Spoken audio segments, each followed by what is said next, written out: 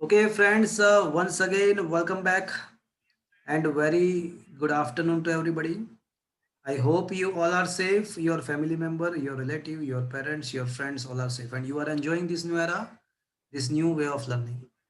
Friends આપણે ગુરુત્વાકર્ષણ નામનું ચેપ્ટર સમગ્રતયા ફિનિશ કર્યું છે. ન્યુમેરિકલ્સ અને થિયોરીઓ સમગ્રતયા ફિનિશ કરી. વધારાના સ્વાધ્યાયના અમુક દાખલાઓ છે એ પછીથી આપણે ડિસ્કસ કરીશું.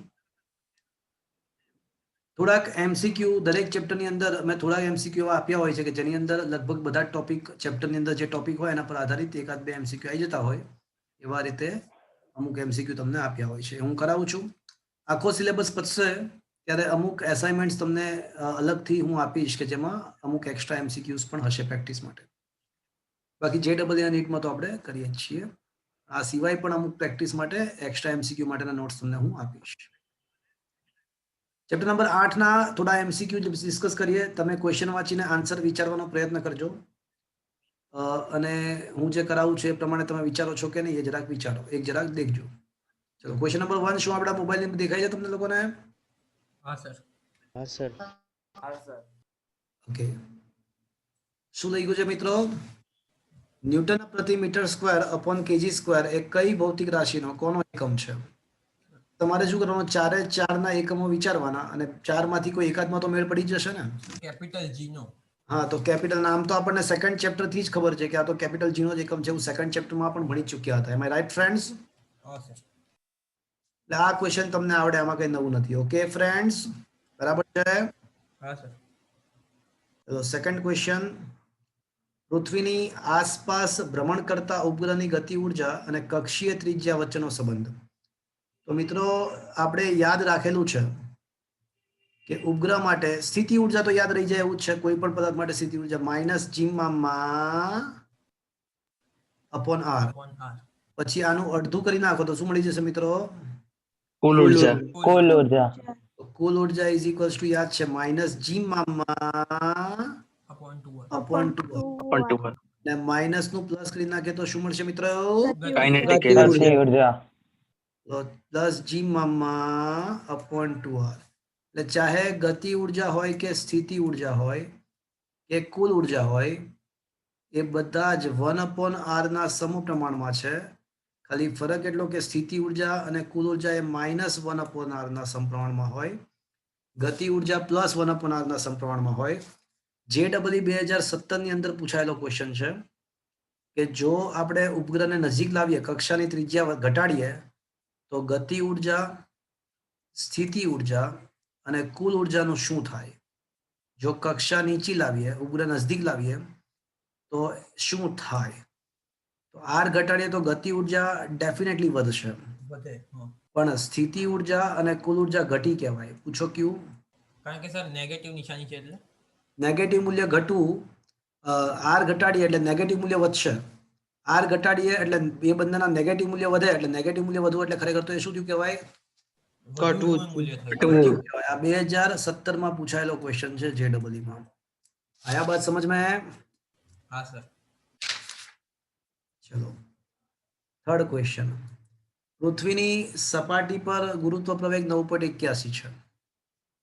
તો વ્યાસ જેટલી ઊંચાઈએ ગુરુત્વ પ્રવેગનું શું થાય? ચલો, એટલે ઊંચાઈ h બરાબર છે ને વ્યાસ એટલે કે 2r છે. તો આ ઊંચાઈએ ગુરુત્વ પ્રવેગ કેટલો થાય? તો મને કહો કે શું હું આ સૂત્ર લખવું મારા માટે વ્યાજબી છે કે નથી વ્યાજબી? આ સૂત્ર લખવું એ મારા માટે વ્યાજબી છે કે નથી? નથી. નથી સર. નથી. કેમ નથી? કારણ કે h બહુ નાનો હોય ત્યારે જ વપરાય આ સૂત્ર. હા, કારણ કે આ તો માત્ર ત્યારે સાચું જ્યારે h ખૂબ જ નાનો હોય ત્યારે. શું અહીંયા h ખૂબ જ નાનો છે? ના. ના. અહીંયા h ખૂબ જ નાનો નથી, એટલે એનો મતલબ કે આ સૂત્ર વ્યાજબી નથી. નથી. તો પછી કયું સૂત્ર વાપરવું હિતાવહ છે આપણા માટે? જીમાં અપોન આર પ્લસ એચ. નો હા, વર્ગ. હા હા, હવે બરાબર. GMEM જી મામા ના આવેલા. કોણ જી મામા વાળું છે? ગુરુત્વ પ્રવેગમાં ખાલી જમી આવે. જમી કે ના જમી તેલ પીવા ગઈ. આવું થશે મિત્રો? હા. તો મિત્રો h ના જગ્યાએ 2r લખો તો શું બાકી રહેશે મિત્રો? r + 2r એટલે શું આવશે છેદમાં? 3RE નો વર્ગ 3RE નો વર્ગ. 3RE no 3RE the hall વર્ગ. તો આ 3 નો વર્ગ શું થશે મિત્રો? 9 9. અને બાકી રહેશે GME upon RE સ્ક્વેર. પણ GME upon RE સ્ક્વેર તો શું છે મિત્રો? E જી. એ તો પૃથ્વી સપાટી પર ગુરુત્વ પ્રવેગ છે. 9.8. તો 9.81 આપણને આપેલું છે, તો 9.81 ભાગ્યા 9 કરવું પડશે. આ ઊંચાઈએ ગુરુત્વ પ્રવેગ કેટલો આવશે? તો કે ભાઈ 1.09, કારણ કે 9.81 ને 9 વડે ભાગી નાખો તો 1.09. શું મિત્રો આ સમજમાં આવ્યું તમને? हाँ सर હા સર. હા સર આયા બાત સમજ में? હા સર. ચલો આગળ વધીએ મિત્રો.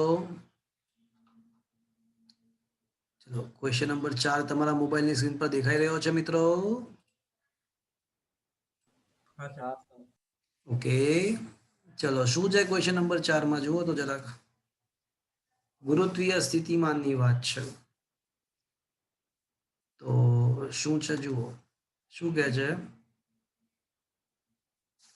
કે પૃથ્વીની સપાટી પર ગુરુત્વીય સ્થિતિમાન 5e છે. ચલો 5e બરાબર શું લખવું જોઈએ? તો પછી પૃથ્વી સપાટી માટે ગુરુત્વીય સ્થિતિમાન યાદ છે કોઈને? Minus GME GME upon RE upon RE. Very good.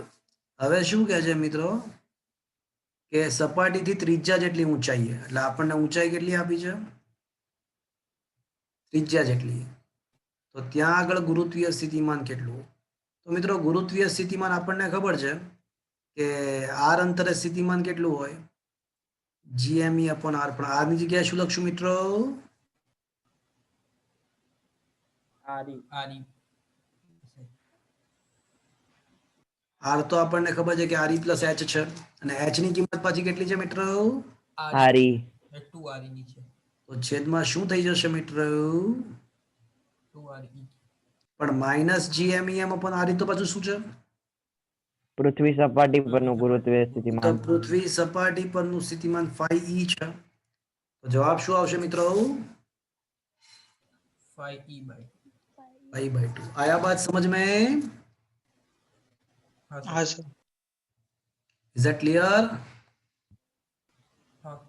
Yes sir okay, ચલો 5th ક્વેશ્ચન. શું લખ્યું છે જુઓ તો મિત્રો. પૃથ્વી સપાટી પર ગુરુત્વ પ્રવેગ 10 મીટર પર સેકન્ડ સ્ક્વેર છે.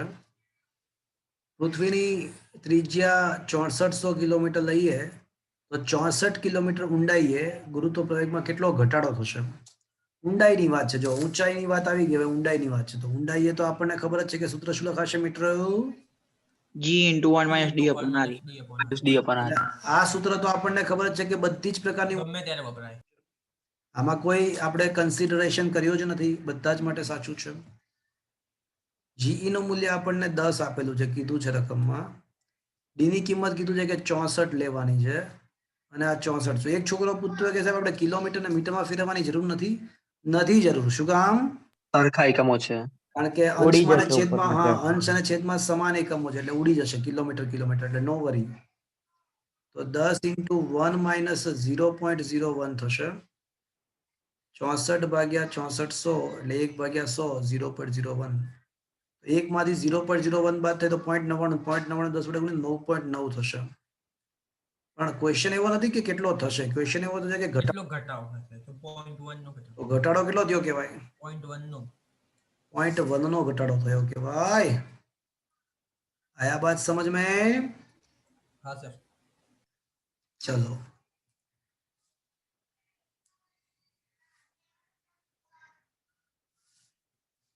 પૃથ્વીની ચાક ગતિને લીધે તેના વિષુવવૃત્ત પર રહેલા પદાર્થનો પૃથ્વીના કેન્દ્રથી દૂર તરફનો ત્રિજ્યાવર્તી દિશાનો આભાસી પ્રવેગ કેટલો હશે? ચલો સૌથી પહેલા તો કોઈ મને કહેશે આ કયા ટોપિક પરનો પ્રશ્ન છે?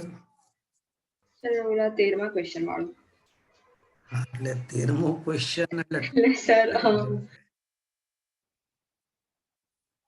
એવું કહેવાય કે સર અક્ષાંશ વાળી જે થિયરી હતી હા એનો પ્રશ્ન છે. પૃથ્વીના આકારને કન્સિડરીને અલગ અલગ થઈ વાળી. હા, અક્ષાંશ, અલગ અલગ સ્થળના અક્ષાંશ. હા ઓકે. મિત્રો યાદ છે અક્ષાંશ સાથે જીમાં થતો ફેરફારનું સૂત્ર હતું, G into -RE omega square cos square lambda. હા કે ના? હા સર. તમને યાદ કરાવું છું એમાં શું હતું. એમાં કોઈ પદાર્થ અહીંયા પડ્યો હોય ને તો ઓલો જી જેટલો પ્રવેગ એના કેન્દ્ર પર લાગે અને એક ઓલો કેન્દ્ર ત્યાગી પોતાના વર્તુળમાંના કેન્દ્રની વિરુદ્ધ દિશામાં અને એક ઘટક આમ પડતો હતો. યાદ છે? હા તો ક્વેશ્ચન એ જ છે કે એ જે ઘટક હતો ને કેન્દ્રની દૂર, પૃથ્વીના કેન્દ્રથી દૂર તરફની દિશામાં, પૃથ્વીના કેન્દ્રથી દૂર તરફની દિશાનો ત્રિજ્યાવર્ત દિશાનો આ જે ઘટક હતો એ કેટલો? તો આ જે બાદ બાકી થઈને એ આ જ છે. જે બાદ બાકી થઈ કેન્દ્ર તરફ જી અને ઇફેક્ટિવ જી આપણે લખ્યું એટલે જી માઇનસ સમથિંગ, તો એ માઇનસ સમથિંગ થયું એ આ છે. તો પૃથ્વીના કેન્દ્રથી દૂર તરફનો આભાસી જે પ્રવેગ હતો એનું સૂત્ર શું થશે મિત્રો? તો કે ભાઈ આ RE omega square cos square lambda જેટલો થશે. હા કે ના? હા પણ મિત્રો કયા સ્થળની વાત છે? તો કે વિષુવવૃત્ત પરના સ્થળની વાત. એટલે લેમ્ડા 0 થશે. લેમ્ડા વિષુવવૃત્ત માટે એટલે લેમ્ડા બરાબર શું હોય મિત્રો? 0 હોય અને કોસ 0 શું થાય? 1 થાય 1 1 થાય. અને 1 નો વર્ગ 2 થાય? ના થાય. ના થાય. એક જ થાય. તો શું જવાબ આવશે મિત્રો? 1 નો વર્ગ તો 1 જ થશે, તો આરી ઓમેગા સ્ક્વેર. એટલે એનો મતલબ શું થયો? જવાબ શું આવશે? બી. આરી omega square. Is that clear? હા સર. પણ મિત્રો ઘણીવાર આવું થતું હોય છે, ઘણીવાર આવું થતું હોય છે કે તમારે સોલ્યુશન કરવાની જરૂર જ ના પડે. સોલ્યુશન કરવાની જરૂર પડે જ નહીં એવું બનતું હોય છે. પૂછો ક્યું? કેમ સર? તમે જો આ ચારે ચાર સમીકરણ દેખો, ચારે ચાર અલગ અલગ સમીકરણ છે કે નહીં? હા ચાર અલગ છે. જો એકમાં વર્ગ છે ને એકમાં નથી ને એકમાં અહીંયા વર્ગ છે. હા એટલે આ ચારેના એકમો અલગ અલગ હશે. તો ચારેના એકમો અલગ હશે. તો મીટર પ્રતિ સેકન્ડ સ્ક્વેર જેનો એકમ થાય ને એ આપણો જવાબ થઈ જાય. જવાબ થઈ જાય. ખબર પડી મિત્રો? ઘણીવાર JEE-માં પણ આવું થતું હોય છે કે સોલ્વ કરવાની જરૂરિયાત જ ના રહે. ચારે ચાર ભૌતિક રાશિ, ચારે ચાર ઓપ્શનના એકમ દેખી લો તો આપણને જે ક્વેશ્ચનમાં પૂછ્યો છે એનો એકમ કયો છે જોઈ લો એટલે આન્સર આવી જાય. સમજ્યા હું શું કહી રહ્યો છું મિત્રો? હા સર. આ ટ્રીક વાપરી. પડી મિત્રો? આયા બાત સમજ में? હા સર. ચલો હજી આગળ વધીએ મિત્રો.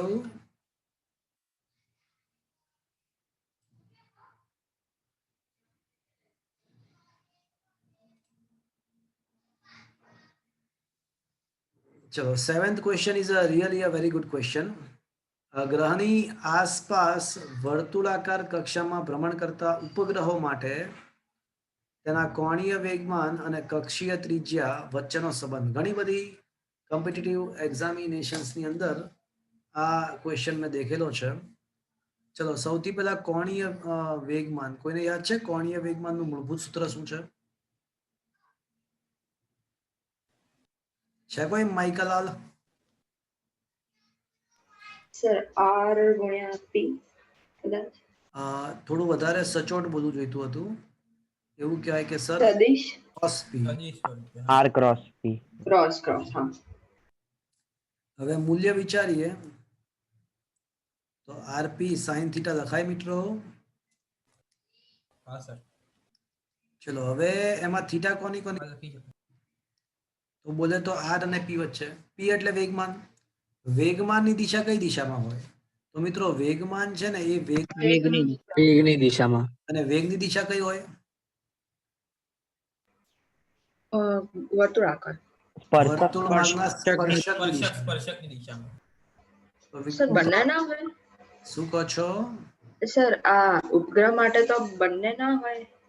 કોણ બંને? એટલે સર આ ના એ તો પ્રવેગ કરે હા. હા નિયમિત, એમાંય નિયમિત વર્તુળમાં ગતિ થતી હોય ને તો ખાલી કેન્દ્રગામી જ પ્રવેગ હોય. હા બરાબર. પણ એ તો પ્રવેગની વાત છે. વેગ તો હંમેશા સ્પર્શની દિશામાં હોય. ઓકે, હા સર. તો મને કહો કે r અને p વચ્ચેનો ખૂણો કેટલો થશે મિત્રો? 90 sin 91 થાય. 90. અને sin 90 તો 1 થવાનું છે મિત્રો. p ના બદલે mv લખી શકાય ને મિત્રો? હા લખી શકાય સર. હા સર. વેગ એટલે કક્ષીય વેગ થશે. હવે મને કહો કે ઉપગ્રહના કક્ષીય વેગનું સૂત્ર પાછું શું હતું? GME upon R. GME upon R હતું. હા કે ના મિત્રો? हाँ તો મિત્રો હવે જો ઉપગ્રહનું પોતાનું દ્રવ્યમાન ફિક્સ્ડ હોય, ઓલા ગ્રહનું દ્રવ્યમાન ફિક્સ્ડ હોય, G ફિક્સ્ડ હોય, એટલે આ તો બધું અચળ છે, પણ અંશમાં R છે ને છેદમાં √R છે, તો L ચલે છે, શું આવશે? आर ની 1/3 घात એટલે रूट आर આવશે મિત્રો? हाँ sir it's a good question. आया बात समझ में? हाँ सर હા સર. ओके. ચલો, નિયમિત ગોળાકાર કવચની અંદરના બધા બિંદુએ તીવ્રતા અને સ્થિતિમાનની વાત છે. તો મિત્રો યાદ કરો, વાત થઈ ગઈ છે ગોળીય કવચની અંદર ગુરુત્વાકર્ષી ક્ષેત્રની તીવ્રતા એટલે ગુરુત્વ પ્રવેગ અથવા ગુરુત્વાકર્ષી બળ કેટલું હોય? 0. शून्य હા, शून्य અંદર ગુરુત્વીય તીવ્રતા 0 હોય. યાદ છે મિત્રો? हाँ सर I બરાબર 0. પણ તમને કોઈને યાદ છે ગુરુત્વીય સ્થિતિમાનનું શું હતું? આખી થિયરી એક બોક્સની અંદર આપેલી હતી, એનાથી સમજાવી હતી મેં તમને, મસ્ત હતું. યાદ આવે છે? हाँ सर બોલો, શું હતું? કોઈને યાદ છે?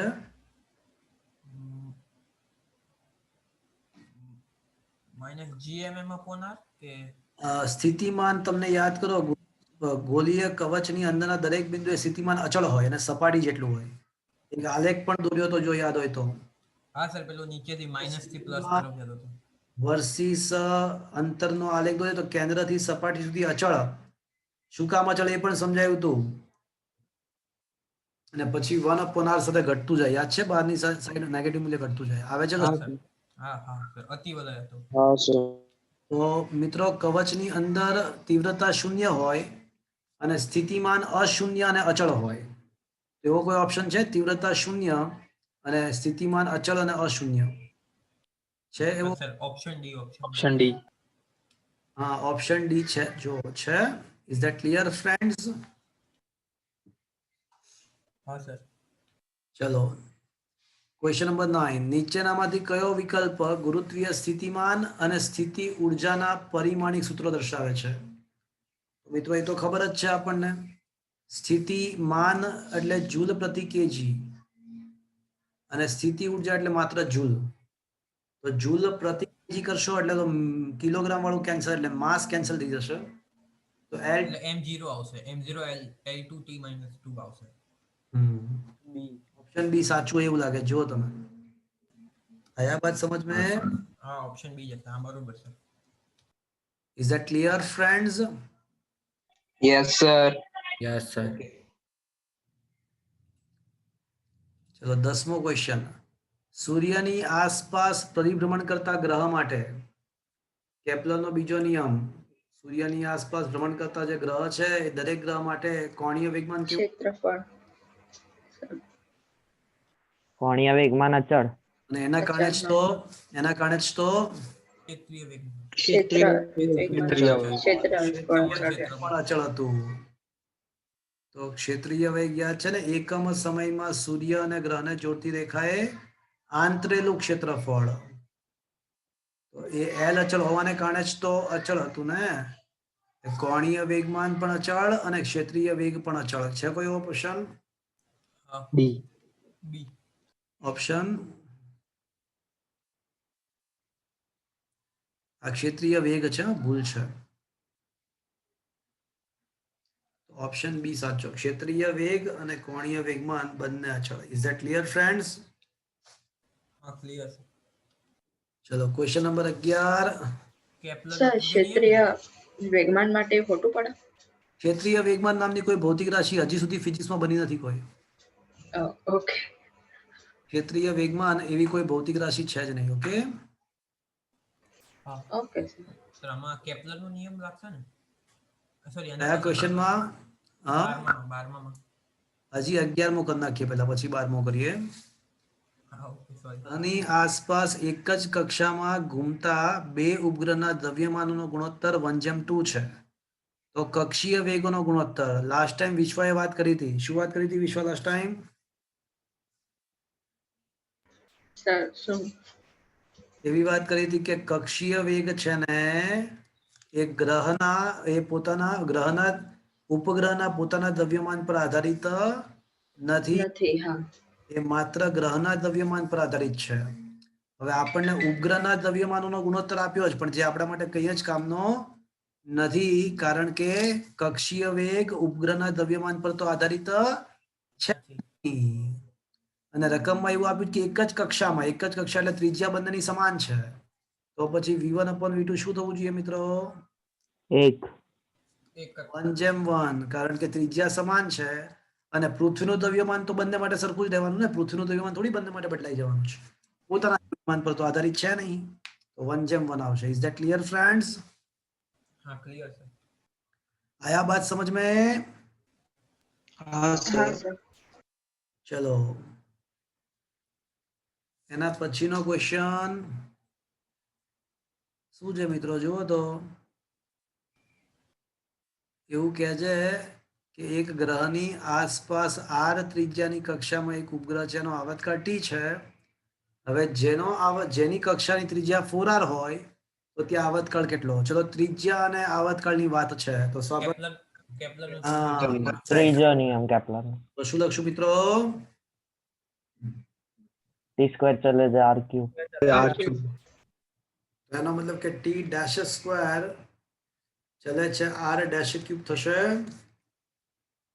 हाँ सर. हाँ. તો t ડેશ અપોન t નો વર્ગ is equals to r dash upon r નો ઘન થશે. हाँ. પણ r ડેશ તો શું છે મિત્રો? 4r. 4r. તો r કેન્સલ. 4 નો ઘન કેટલો થશે? 16. 64. 64. તો આ તો t ડેશ અપોન t નો વર્ગ થયો. આ તો t ડેશ અપોન t નો વર્ગ થયો. તો એનો t ડેશ અપોન t શોધીએ તો વર્ગમૂળ કાઢવું પડશે બંને બાજુ. તો t ડેશ અપોન t શું થશે મિત્રો? 8. 8. તો પછી t ડેશ બરાબર શું થશે મિત્રો? 8t. 8t. आया बात समझ में? हाँ. हाँ सर. चलो, छेल्ली વાત. બે ગ્રહોની ત્રિજ્યાઓ r1 અને r2. ત્રિજ્યા એટલે પોતાની ત્રિજ્યા, કક્ષાની ત્રિજ્યા નહીં, કક્ષીય ત્રિજ્યા અલગ કહેવાય ને પોતાની ત્રિજ્યા અલગ કહેવાય. આ ગ્રહની પોતાની ત્રિજ્યા આ થઈ ને કક્ષીય ત્રિજ્યા આ થઈ. સમજ્યા તમે? ઉપરના ક્વેશ્ચનમાં કક્ષીય ત્રિજ્યા છે અને આમાં પોતાની ત્રિજ્યા છે. બંને અલગ વસ્તુ કહેવાય. હા મિત્રો, ખ્યાલ આવે છે ને? હા સર. આ સૂર્ય છે અને આ કોઈ ગ્રહ છે. તો સૂર્યની આસપાસ ગ્રહ ભ્રમણ કરતો હોય તો આ એની કક્ષીય ત્રિજ્યા થઈ અને આ એની પોતાની ત્રિજ્યા થઈ. એટલી આયા બાત સમજ में? Is that clear? Yes sir. हाँ તો सर. અહીંયા તો ગ્રહની પોતાની ત્રિજ્યા r છે. તો સપાટી પર ગુરુત્વ પ્રવેગ નો ગુણોત્તર પૂછ્યો છે. તો આપણને ખબર છે કે કોઈ પણ ગ્રહની સપાટી પર ગુરુત્વ પ્રવેગ જમીન અપોન આપણે તો પૃથ્વી માટે હતું. કોઈ અન્ય ગ્રહ હોય તો અન્ય ગ્રહ અને છેદમાં અન્ય ગ્રહની ત્રિજ્યાનો વર્ગ. તો આ g upon r square into m. પણ એમના બદલે શું લખાય મિત્રો? મારે ઘનતાના સ્વરૂપમાં લાવવું છે. 4/3 pi g pi rho r. તો મિત્રો દળ ઇઝ ઇક્વલ્સ ટુ કદ ગુણ્યા ઘનતા. કદ 4/3 pi r ક્યુબ. ધારો કે ત્રિજ્યા સ્મોલ r છે અને ઘનતા into rho. તો g નું સૂત્ર બનશે 4/3 પાજી 4/3 પાજી રો ઇન્ટુ કેપિટલ આર. આ સૂત્રમાં કેપિટલ આર જે ત્રિજ્યા છે. તો મિત્રો આ બધું ફિક્સ્ડ જ છે. જો આ 4/3 પાઈ અને g તો ફિક્સ્ડ જ છે. તો પછી g1 ચલે છે ρ1 r1 અને g2 ચલે છે ρ2 r2 થશે મિત્રો? हाँ. हाँ सर. તો g1 અપોન g2 બરાબર શું થશે? ρ1 r1 અપોન ρ2 r2 થશે મિત્રો? हाँ. હા. આયા બાત સમજ में? Yes sir. તો મિત્રો આ ચેપ્ટરના MCQs થોડા ઘણા જે આમાં હતા એ મેં ફિનિશ કર્યા. પ્રેક્ટિસ માટે બીજા MCQ તમને છેલ્લે હું આપીશ. ઘણા બધા MCQ આપીશ. આ ચેપ્ટર અત્યારે અહીંયા આગળ સમગ્રતયા ફિનિશ્ડ જાહેર કરીએ છીએ. તો મિત્રો હવે આપણે નવું ચેપ્ટર સ્ટાર્ટ કરીશું.